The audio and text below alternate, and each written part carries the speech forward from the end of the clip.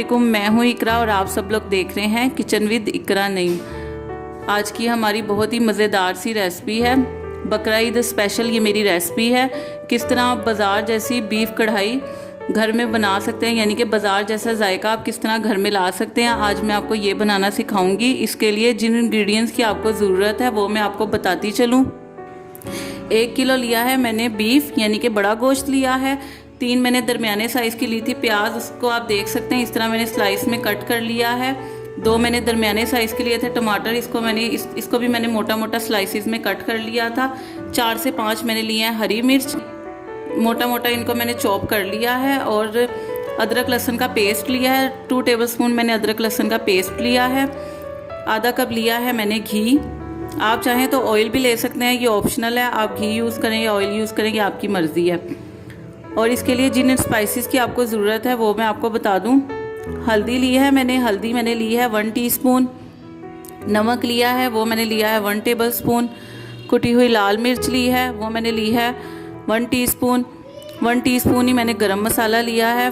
1 teaspoon मैंने ली है पिसी हुई लाल मिर्च। और ये मैंने साबुत ज़ीरा और साबुत धनिया 1 टेबल स्पून लिया था, इन दोनों को मैंने ग्राइंड कर लिया।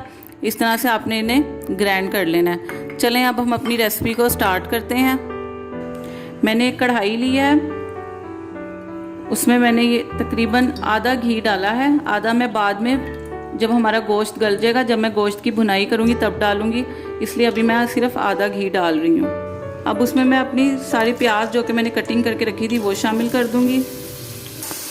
अब हमने इसे तकरीबन इतनी इसकी भुनाई करनी है, यानी कि इतना हमने प्याज को फ्राई करना है घी में कि इसका कलर सुनहरा हो जाए। जब इसका कलर सुनहरा हो जाएगा फिर मैं आपको आगे का प्रोसेस बताऊंगी। जैसे कि अब आप लोग देख सकते हैं प्याज ब्राउन हो गई है हल्की हल्की सी। अब मैं इसमें अदरक लहसुन का पेस्ट डाल दूंगी।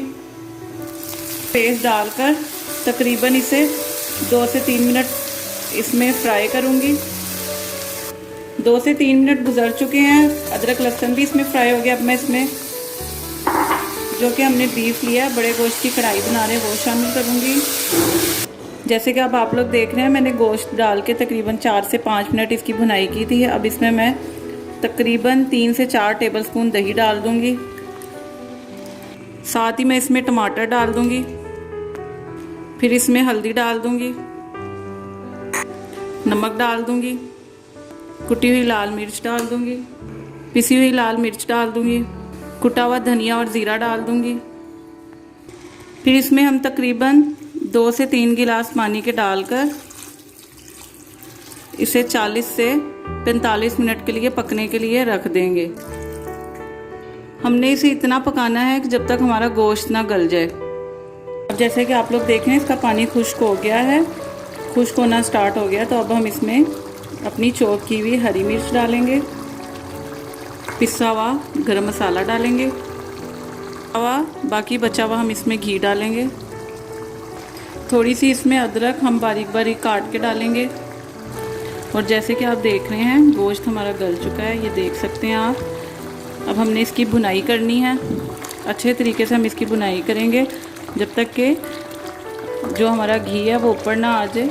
इसकी तकरीबन हम 5 से 10 मिनट इसकी भुनाई करेंगे और भुनाई करने के बाद हम इसकी सर्विंग करेंगे। अब मैंने इसकी भुनाई कर लिया। अब मैं इसमें धनिया, बाकी बचा हुआ जो मैंने बारीक बारीक लंबाई में जुलियन कट में अदरक डाल लिया था वो, और थोड़ी सी हरी मिर्चें,